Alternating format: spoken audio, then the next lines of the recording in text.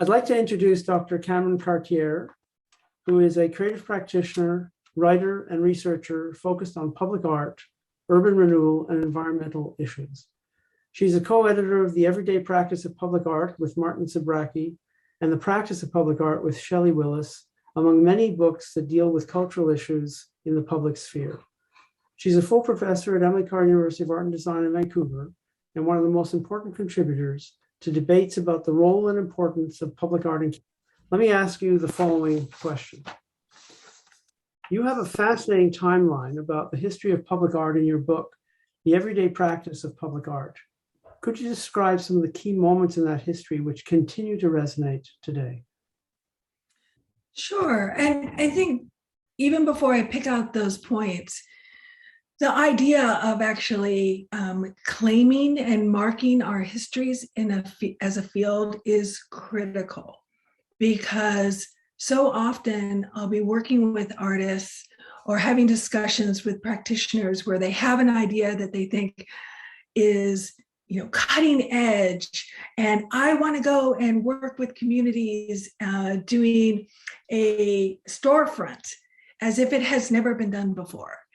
And so to be able to point back to the histories, and it's not to devalue that individual's idea, but it's to say, well, look, you have so much to pull and draw upon in terms of what has worked in the past, what hasn't. And so, for that example, I'd say in the timeline, if you look at David Harding, who was one of the first artists in residence in a community, and so he was in a new town. So this new type of development, the new town of Glenross in the UK, and he was the artist in residence for 10 years. When was that? When was from 1968 to 1978. And so, here is somebody back in the 60s and 70s doing this work that's now referred to as social practice. So he would be certainly a landmark artist for people to look at, not only in terms of artists working in communities, but how artists really embedded themselves and had these longer term commitments to the communities that they worked in. Another one would be someone like Alison Knowles, who in 1962 did a project called Make a Salad. And so she truly was one of the artists who opened up the doors to, again, the value of food and food to connect people. And she's repeated this project where, a mass group of people come together to make a huge salad. And she's done it a number of times in a number of different institutions, including the Walker in Minneapolis. And I would say that she kind of threw open the doors for artists like Lucy Orta, who then, create these huge dinners all around the world, or something really quite important and opened up a lot of debate. So someplace like Conflict Kitchen, which was founded in 2010 by John Rubin and Don Walewski, and that was in Pittsburgh. And so that the value of food, the ways in which food can serve as a vehicle for artistic practice and community engagement discussion. And so those practices continue, and I trace that back to Alison. Another, the Culture in Action, which was curated by Mary Jane Jacob in Chicago in 1992. And that one, the impact it had on artists, I think, was very noteworthy, but I would say the impact it had on curators. So curators like myself, who looked to Mary Jane to see how that type of work really takes the curator out of the gallery into the public realm, working with artists and communities and thinking about sight in a completely different way, really shifting our role as curators to consider art in the public realm as place specific. So relating to all those histories of a location, as well as it would be site specific. So just dealing with topography.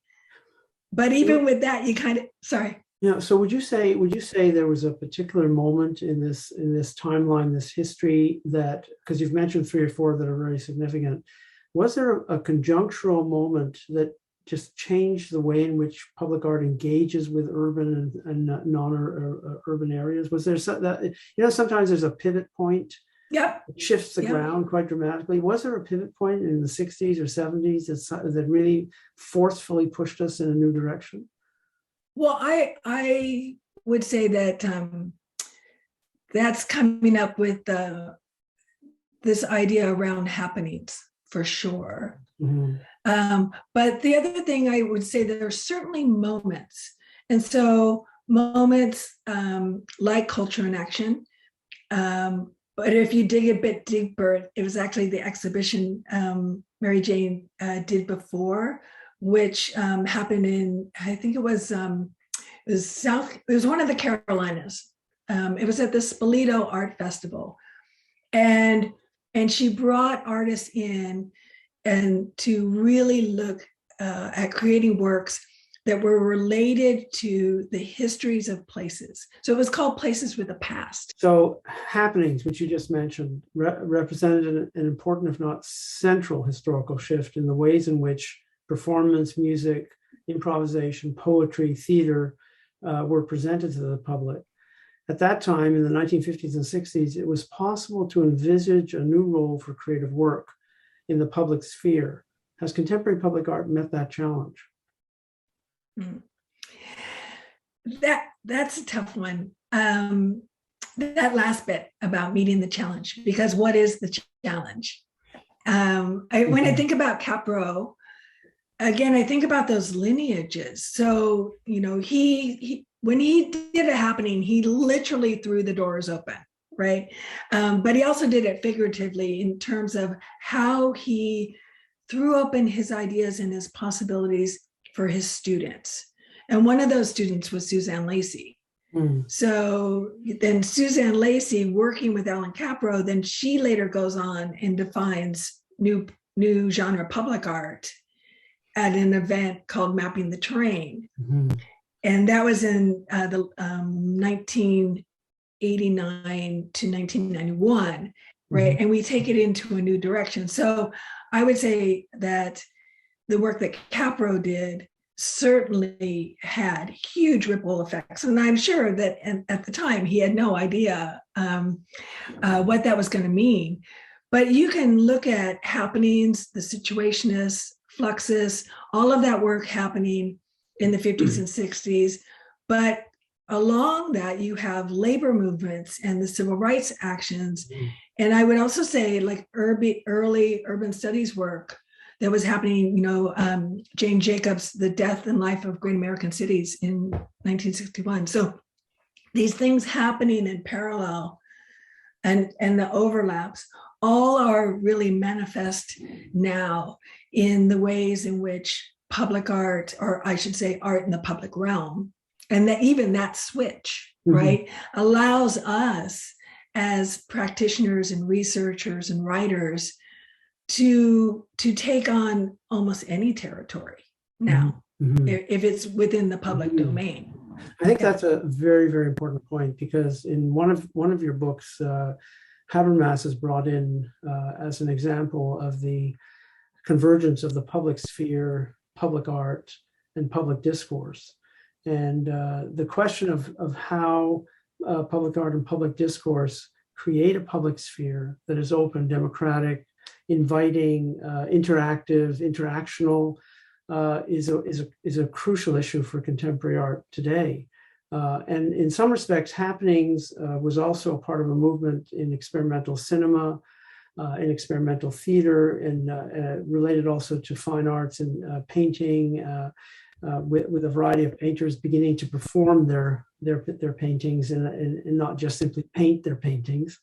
Absolutely. And so you've got this convergent point that I think still today resonates quite powerfully, because it was so multidisciplinary by definition and by orientation.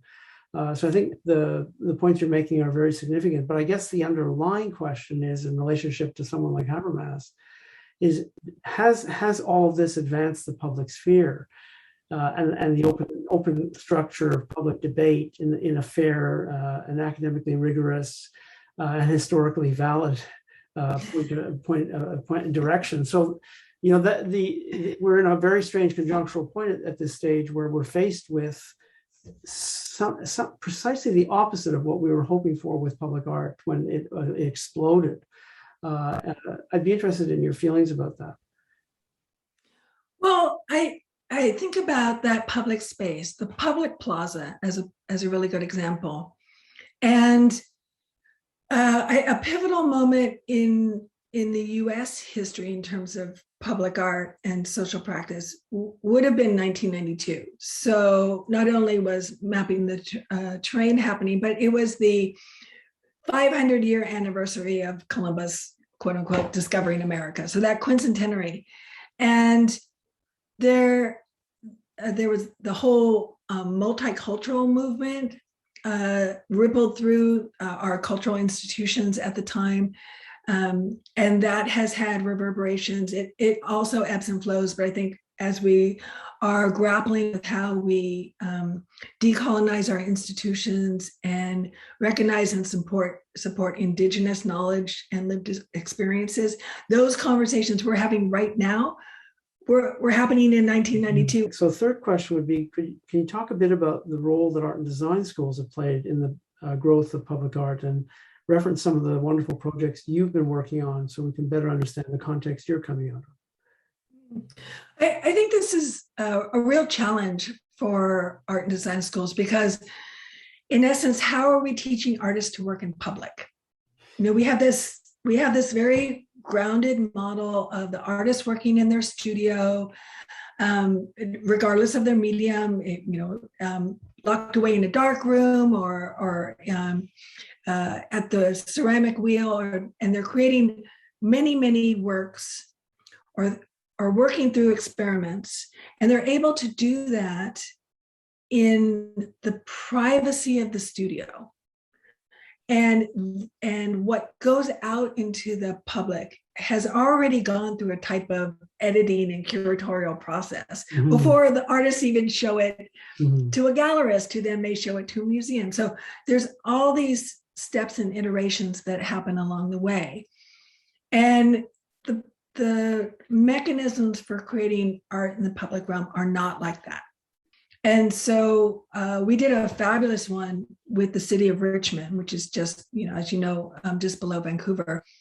And their public art process, when they work with a developer, is the developer who is part of a 1% of the overall budget within the city of Richmond. 1% of that overall budget is dedicated to art for public enhancement. So they can do that three ways. They can either take that 1% and give it as funds to the public art department, and then they can utilize it for broader projects that might be temporary or events or happenings. The developer can hire their own public art consultant and run their own commissioning process and create a work, or they can turn the project over to the Public Art Department of Richmond. The developer will have a seat on the jury, but they don't have the final word. So another question, I'm really interested in the role of architecture and design in public art. And as we know, the Bauhaus built its approach to teaching and learning on the premise that the space within which learning took place was as important as the content that was learned. So can you talk a bit about the built environment? You've mentioned it with regard to the park a little bit. Place and space in public art, and connect this to the role of community in sustaining and promoting creative endeavors and creative engagement. It's a big question. Just a small question there. Well, it's interesting because, I love architecture, first of all. I do. I've always been fascinated with it. But there are some really interesting discussions, I think, to be had around what is called architecture and what is called public art, and how sometimes it seems convenient for a project to be called public art when it would normally be called architecture.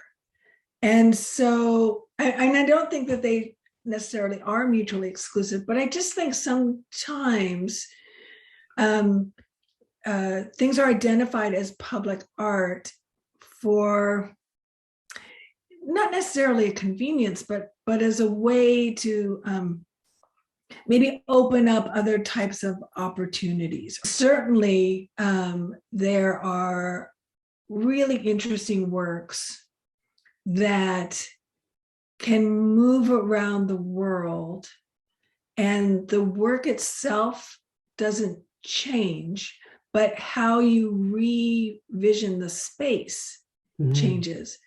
Okay, that's a great point in which